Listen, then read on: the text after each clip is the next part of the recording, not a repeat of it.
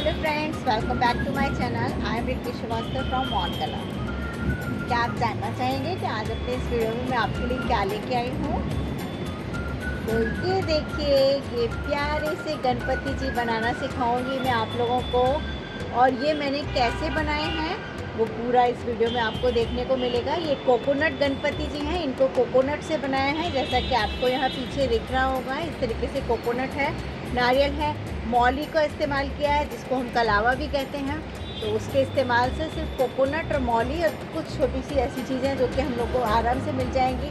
तो उससे किस तरीके से आप भी अपने घर पे इस तरीके से खूबसूरत गणपति जी बना सकते हैं।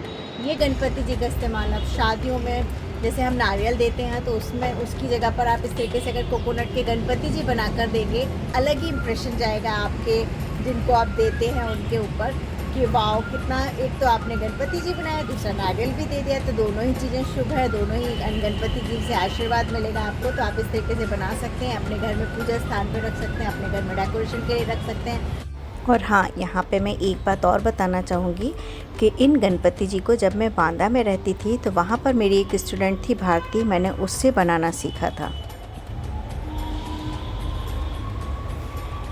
तो आप भी किसी से भी कुछ बनाना सीखें तो ज़रूर उसका नाम मेंशन किया करिए।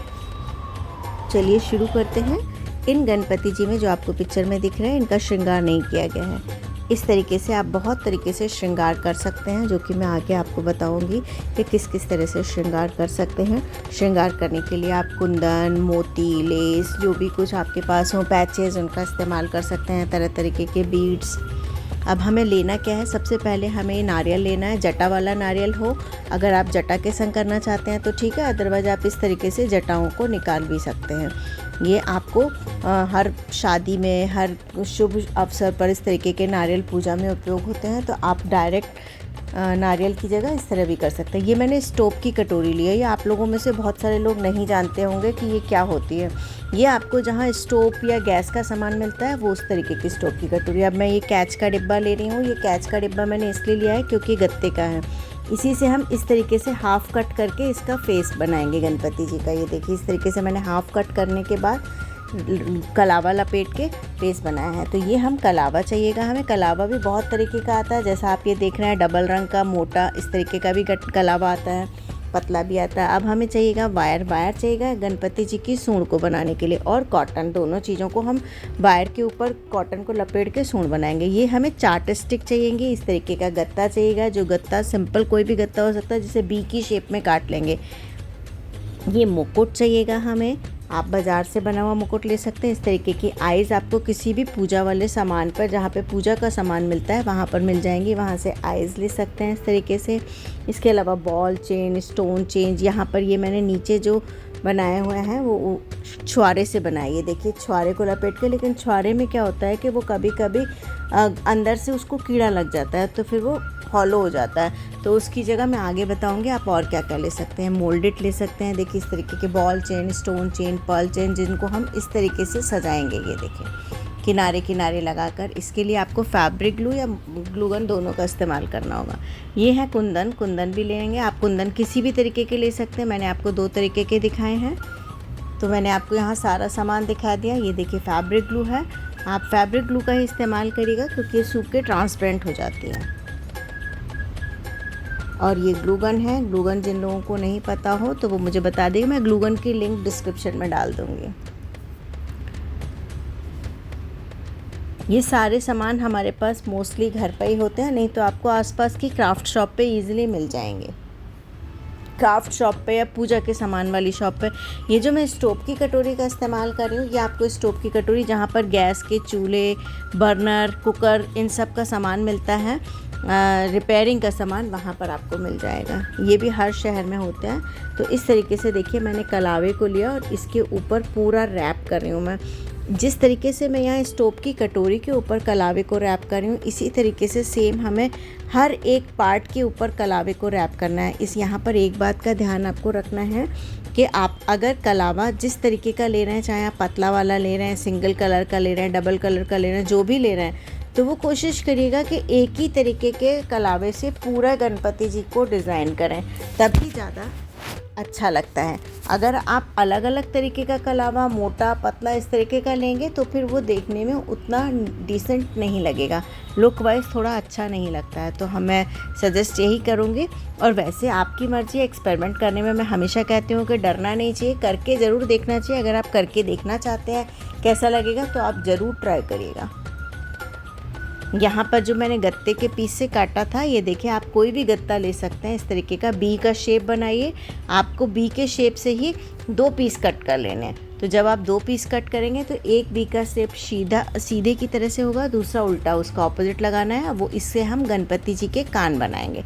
यहाँ पर देखिए मेरे 2 बन गए। मैं 2 ले रही हूँ। इनको एक को राइट साइड, एक को लेफ़्ट साइड प्लेस करूँगी। लेकिन प्लेस करने से पहले यहाँ पर मैं कलावे को पूरा रैप करूँगी इनके ऊपर। देखिए कलावा रैप करने की टेक्निक आप देखिए, हॉरिजेंटली और वर्टिकली दोनों डायरेक्शन में आपको रैप करना है। ये देखिए, पहले लंबाई में मैंने रैप कर लिया थोड़ा सा, जहाँ मुझे लग रहा है कि वहाँ पर इसको दिखेगा अगर मैंने नहीं किया तो देखिए इस तरीके से मैं पहले थोड़ा लंबाई में रैप कर रही हूँ। अब मैं इनको दूसरी डायरेक्शन में भी रैप कर दूँगी।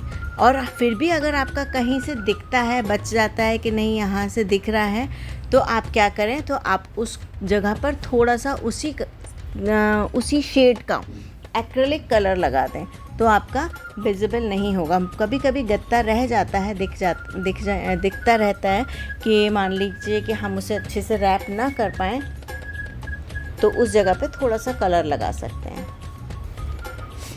वैसे मैं बहुत नीटली इस काम को कर लेती हूँ, लेकिन हर एक नहीं कर पाएगा इस तरीके से। तो देखिए इस तरीके से रैप करना है। रैप करने के लिए आप बीच में कलावे का अगर आपका ख़त्म हो जाए तो भी आप उसको छोड़कर दोबारा कर सकते हैं। ये देखिए, तो रैप कर दिया। अगर आपके पास स्टोव की कटोरी ना हो तो आप इस तरीके से मटकी या कोई ढक्कन का भी इस्तेमाल कर सकते हैं बेस बनाने के लिए। ये स्टोव की कटोरी आप लोगों में से बहुत लोगों को हो सकता है ना मिले, तो देखिए इस तरीके से ढक्कन ले लेंगे, आप उसको बीच से होल कर दीजिए और उसके बाद जो किनारे का रह जाता है उस पर रैप कर लीजिए, तो भी आप इसको कर सकते हैं। सिर्फ स्टोव की कटोरी मिलने में आपको दिक्कत आ सकती है और किसी भी चीज़ को मिलने में दिक्कत नहीं आएगी, क्योंकि आजकल स्टोव हम लोग बहुत कम यूज़ करते हैं।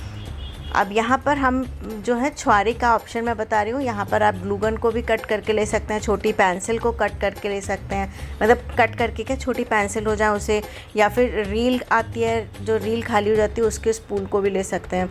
ये जो मैं गणपति जी का फेस बनाऊँगी उसको मैं या तो गम की बॉटल से या कैच की बॉटल से, अच्छा हो कि गत्ते की बॉटल हो, उसको हाफ़ कट कर लीजिए बीच से, और उसके बाद जब वो कर्व शेप में, सी शेप में आ जाए, तब उस पर आपको कलावा लपेटना है, तो आपका फेस का तैयार हो जाएगा। ये जो चाट स्टिक ले रही हूँ मैं, ये गणपति जी के हाथ बनाने के लिए यूज़ होगी। यहाँ पर आपको आइसक्रीम स्टिक नहीं लेनी है, आपको चाट स्टिक ही लेनी है। चाट स्टिक को भी हम इसी तरीके से हॉरिजेंटली और वर्टिकली दोनों डायरेक्शन में करेंगे। पहले लंबाई में आप कर लीजिए, फिर देखिए इस तरीके से ऐसे आड़ा आड़ा करना है, तो ये बहुत ही खूबसूरत लुक आता है इनका। और ये बहुत आराम से पास पास आप रोल करते जाइए और पूरा रैप हो जाएगा। जब एंड का सिरा है तो उसको ग्लूगन की मदद से, नहीं ग्लूगन की मदद से कर सकते हैं, लेकिन आप फैब्रिक ग्लू की मदद से करिएगा तो ज़्यादा अच्छा रहेगा। ठीक है, ग्लूगन से भी कर सकते हैं, ऐसा नहीं है कि ग्लूगन से नहीं कर सकते अगर आपके पास फैब्रिक ग्लू नहीं है। अब मैं देखिए नारियल को रैप कर रही हूँ। नारियल को रैप करने के लिए मैंने थोड़ा सा फैब्रिक ग्लू लगाया।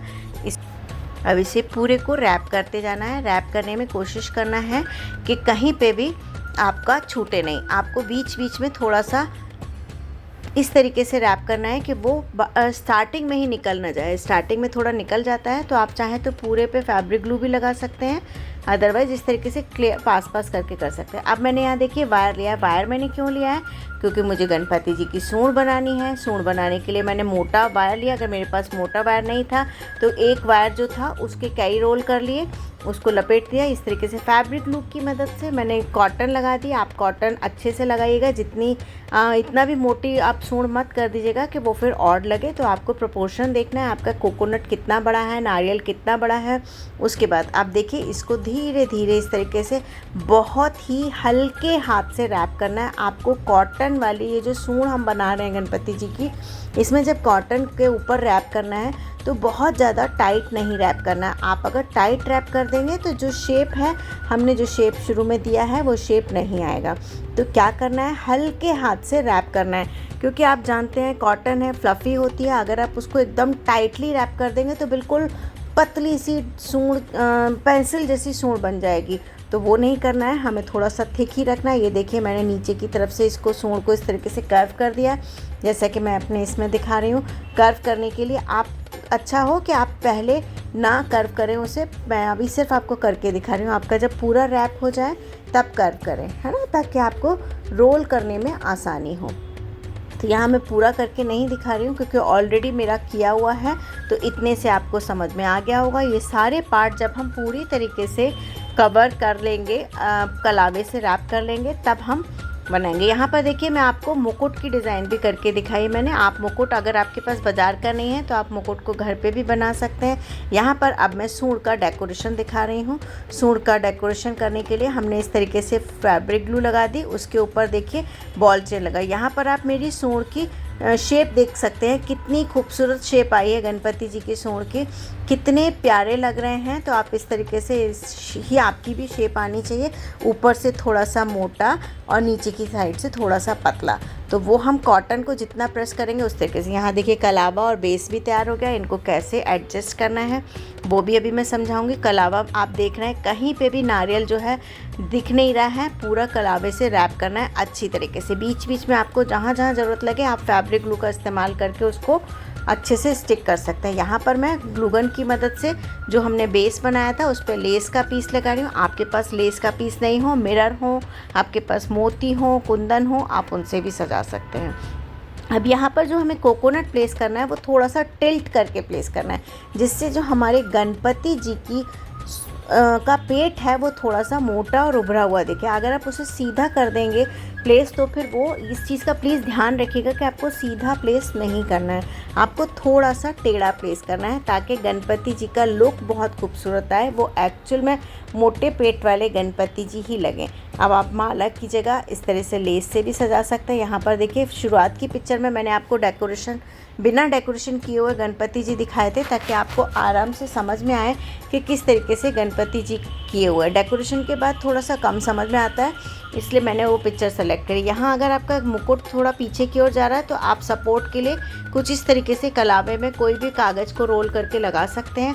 यहाँ देख लीजिए सूंड को मैंने नीचे से भी थोड़ा सा प्लेस किया है, ताकि वो ग्लू गन लगा के स्टिक किया है, ताकि वो ज़्यादा हिले डुले नहीं, ज़्यादा इस तरीके से नहीं हो कि डेलिकेट नहीं हो। तो अब आप देखिए कान में किस तरीके से लगा रही हूँ, कान के सिर्फ एक साइड पर मैंने ग्लूगन लगा के इसको चिपकाया। यहाँ पर मैं ग्लूगन का इस्तेमाल इसलिए कर रही हूँ क्योंकि ग्लूगन से हमारा जो है वो बहुत आसानी से स्टिक हो जाता है, ज़्यादा देर पकड़ के नहीं रहता। अगर यही चीज़ आप फैब्रिक ग्लू से चिपकाएंगे या फेविकॉल से चिपकाएंगे तो वो बहुत टाइम लगेगा सूखने में और बार बार टपक जाएगा।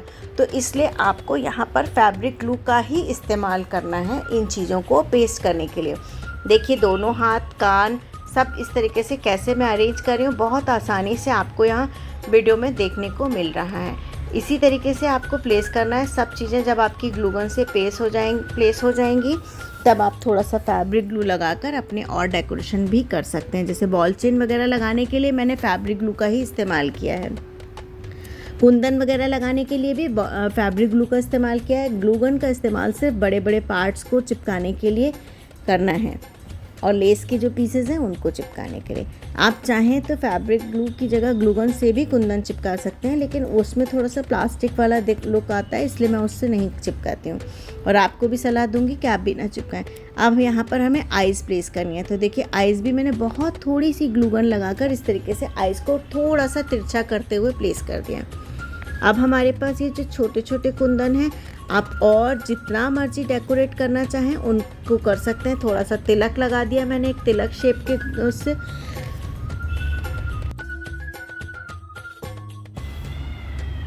और बाकी का डेकोरेशन भी आप फैब्रिक ग्लू की मदद से कर सकते हैं। आपकी अपनी क्रिएटिविटी है, आप किस तरीके से अपने गणपति जी को डेकोरेट करना चाहते हैं। इसके अलावा आप ग्लिटर कोन का इस्तेमाल भी कर सकते हैं, जैसा कि मैं यहाँ पर सूंड पे ग्लिटर कोन लगाकर गणपति जी की सूंड को डेकोरेट कर रही हूँ। आपके पास सिरेमिक कोन हो, आप उनका भी इस्तेमाल करके थोड़ा सा क्रिएटिविटी दिखाकर इनको डेकोरेट कर सकते हैं। तो लीजिए ये तैयार हो गए हमारे प्यारे से गणपति जी। उम्मीद करती हूँ आज का ये वीडियो आपको बहुत अच्छा लगा होगा। आगे भी इसी तरीके के वीडियोस देखने के लिए जुड़े रहिए मोहन कला से। Thanks for watching.